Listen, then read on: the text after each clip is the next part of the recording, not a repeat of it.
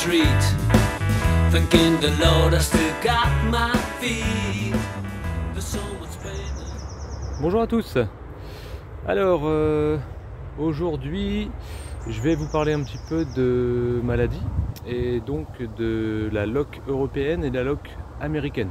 Alors je ne vais pas rentrer dans les détails, je vais par contre vous rappeler les choses importantes à savoir, le test à effectuer et puis le moyen de les traiter entre guillemets de manière à ce que votre colonie redevienne saine. Il faut savoir que les loques européennes et américaines ne sont pas du tout des maladies qui sont rares, elles sont plutôt répandues, plus dans certains secteurs que dans d'autres, mais en tout cas elles sont présentes dans tous les pays du monde et elles sont bien sûr bien présentes en France, sous-estimées, souvent non diagnostiquées et de ce fait elles sont responsables d'effondrements de colonies sans que la personne parfois s'en rende compte, ce qui présente un très grand danger sanitaire pour les apiculteurs qui sont autour. Donc je vais vous expliquer très clairement et très simplement la façon dont on peut diagnostiquer cette maladie. C'est relativement simple à déceler en fait, mais il faut que vous soyez près de vos abeilles, il faut que vous ayez du bon sens, ça c'est très important aujourd'hui en apiculture, il faut du bon sens, il faut savoir quoi regarder et regarder avec précision. Il y a deux choses principales qui vont faire se déclencher la loque. Alors la loque européenne est davantage liée à de mauvaises conditions climatiques ainsi qu'à un affaiblissement de la colonie. Si votre colonie est très forte, ça ne se développera pas ou si peu que vous ne le verrez pas. Si vous avez une très mauvaise météo, froide, pluvieuse, humide, assez longue et que vous avez une colonie faible, la loque européenne se développe très facilement.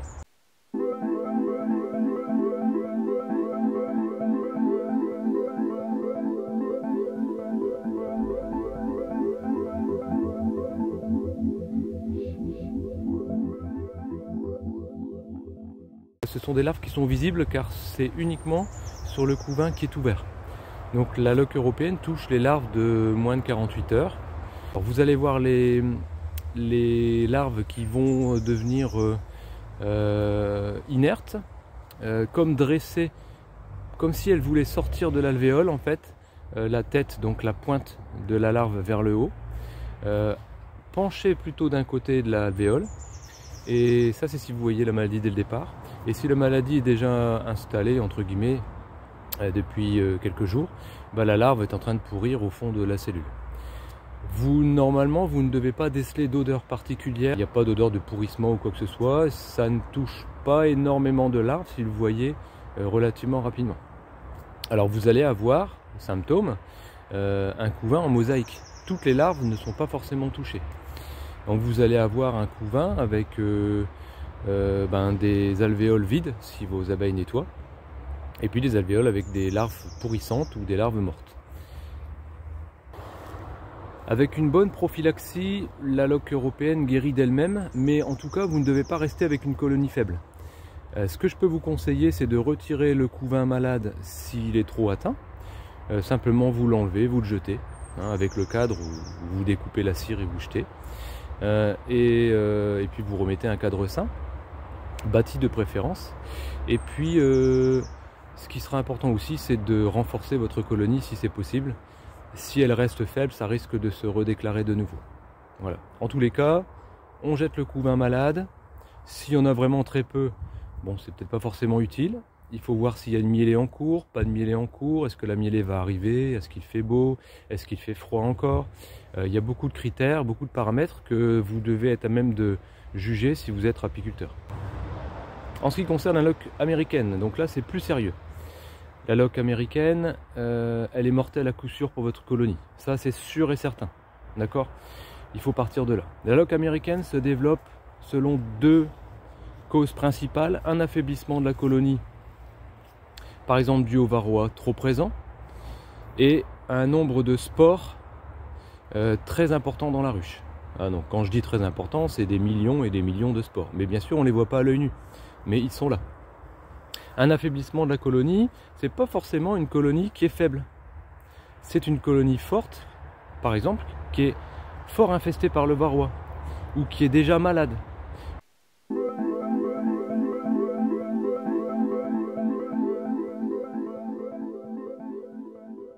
ou qu'il y a une reine qui est très vieille, une reine qui pond mal, ou qui engendre des abeilles qui ne nettoient plus la ruche correctement, qui va laisser les cadavres, les moisissures, ne plus mettre de la propolis partout, enfin vous voyez, une colonie qui n'est plus saine.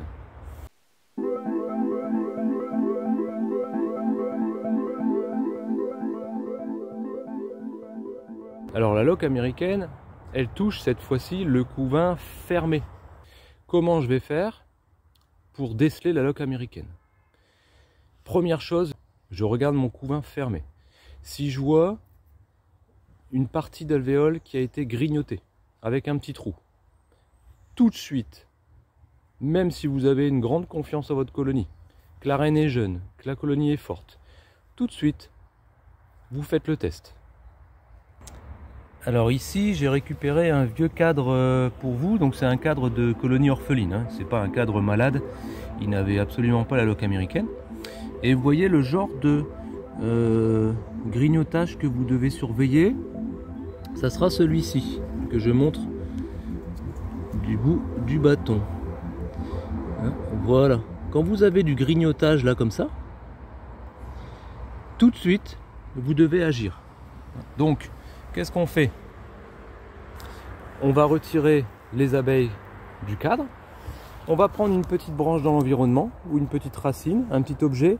Alors on appelle ça le test de l'allumette. Alors on ne va pas se balader forcément avec des allumettes, on prend ce qu'on a dans l'environnement. Et on va enfoncer comme ceci la pointe de ma branche dans l'alvéole. J'enfonce, je touille un peu, je mélange et je tire tout doucement. Si au moment où je tire, j'ai un long filet marron qui s'étire comme du chewing-gum, c'est que vous avez la loque américaine dans votre ruche.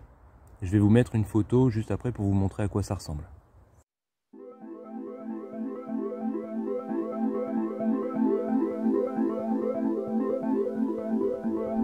Et je fais ça à plusieurs alvéoles, jusqu'à ce que j'ai plus d'alvéoles qui soient grignotées. Donc je fais toutes mes alvéoles qui sont grignotées, je mélange, je tire. Voilà, ça c'est ce qu'on appelle le test de l'allumette. Voilà, donc j'espère que vous avez bien pu vous rendre compte. Alors, bien sûr, quand vous avez les alvéoles qui sont percées par les abeilles, parfois c'est pour sortir une nymphe qui est infestée par le varroa. Une nymphe qui est morte, qui a eu une maladie, qui a une malformation, qui renvoie des phéromones étranges à la colonie. Bon, ben voilà, là, il n'y a rien à faire de particulier, normalement. Mais étant donné que la loque américaine est très présente et que vous devez absolument tester vos colonies, il faut que vous fassiez la main, il faut que vous preniez cette habitude-là. Moi, c'est quelque chose que je fais sur toutes mes colonies, si c'est nécessaire, dès que j'ai une alvéole qui est grignotée. Ne pensez pas que vous allez avoir une colonie qui sent mauvais. La loque américaine, si elle débute, elle ne va pas donner d'odeur particulière à votre colonie. Votre colonie peut être très forte.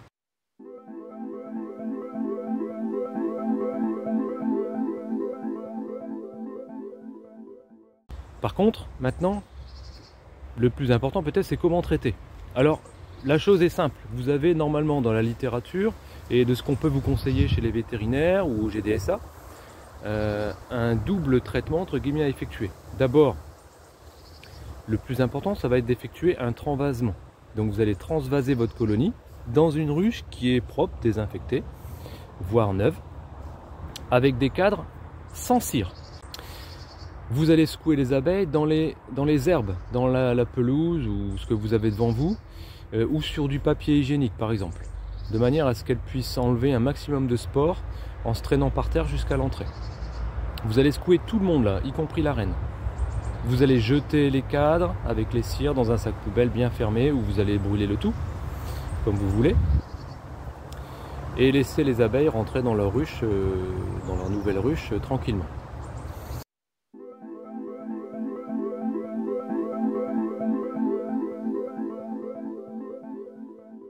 Puis parallèlement, il vous faut un traitement antibiotique, vous diront certains, pour tuer le Penibacillus larvae qui est responsable donc de la loque américaine.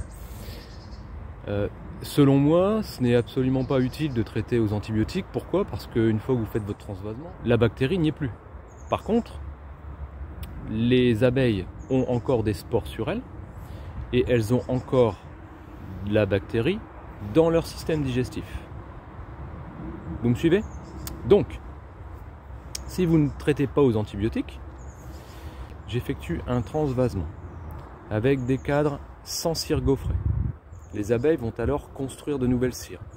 Généralement, elle est assez dynamique, hein, cette colonie, puisqu'elle est réduite à l'état d'essaim et ça les rend relativement dynamiques. Une fois que les abeilles ont commencé à construire leur cire, donc on va dire, on va les laisser construire une quinzaine de jours. Je vais de nouveau visiter cette colonie, je vais sortir les cadres, je vais secouer de nouveau toute la colonie dans l'herbe ou sur du papier devant l'entrée, avec la reine toujours.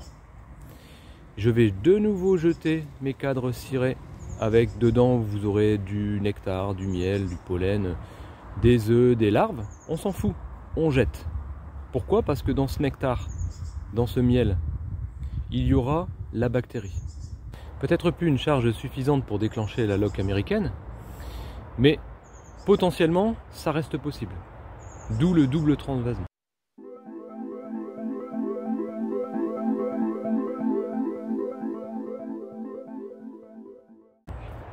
Alors vous allez me dire, c'est très fatigant pour la colonie de devoir reconstruire 2 fois. Oui, effectivement. Hein.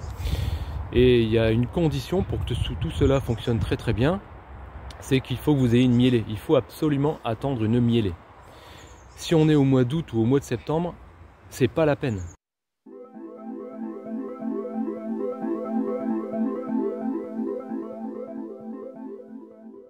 Je parle d'une miellée, je parle pas d'une petite floraison. Soit vous tuez votre colonie avec des mèches sous frais par exemple. Mais vous ne pouvez pas laisser une colonie avec la loque américaine. Ça c'est pas possible. Donc il vous faut une miellée, un double transvasement. Il faut que la colonie vaille le coup, qu'elle soit forte à l'origine avec une bonne reine. Et autre précision, on ne va pas nourrir. On ne donne ni sirop, ni candy, ni protéines. La colonie se débrouille toute seule. Pourquoi? Parce qu'il ne faut pas que la bactérie présente dans les jabots ou les excréments des abeilles se retrouve dans vos nourrisseurs, etc. Enfin, vous allez me dire comment je fais pour nettoyer ma ruche une fois que j'ai enlevé ma colonie, etc. Eh bien, je vais vous montrer ça, c'est tout simple. Hein. Ce qui marche le mieux, c'est la flamme. Hein. On passe la ruche à la flamme et tout le matériel à la flamme. Le lève-cadre, tout ce qui est en métal bien sûr, mais moi je passe également à la flamme le plancher Nico en plastique. Simplement je m'attarde pas en fait, hein, je passe assez vite partout, mais plusieurs fois. Bon, comme il y a plus de 1000 degrés de toute façon au bout de la flamme, tout est tué sans problème. Donc il va falloir que je gratte tout consciencieusement, enlever toute la propolis au maximum. Enlever tous les débris, etc. Et ensuite tout passer à la flamme. Voilà. La flamme, c'est ce qui marche le mieux. Donc je ne vais pas vous conseiller d'autres méthodes parce que voilà, c'est très simple de trouver des petits appareils qui vous permettent de désinfecter.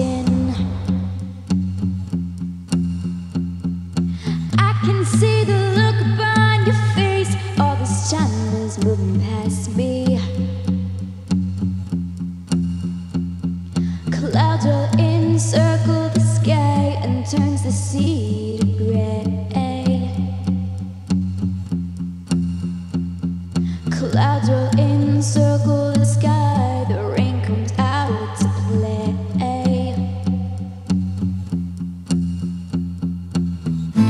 You never knew me one bit. Oh baby, please admit it. It's your imagination. This ain't no realization. Happy daydreams float around your head. The man you knew is gone and dead. Well, just admit it to me. Look into my eyes and you'll see you never knew me at all.